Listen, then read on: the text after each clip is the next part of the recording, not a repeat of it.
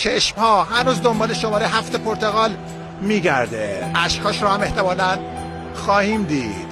اما نگاه کنید چقدر دوربین دور کریستیانو رونالدو هست.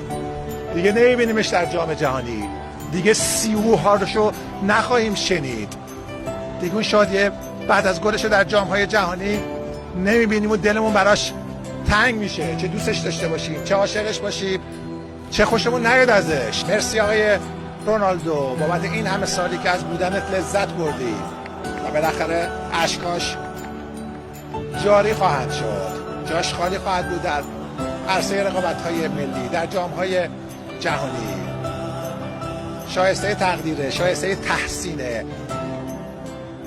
اونایی که دوستش دارن دیوانه‌وار عاشقانه براش هورا میکشن، باهاش اشک میریزن. خیلی الان دارن تو همین کشور خودمون تو ایران دارن اشک میریزن با اشکای رونالدو.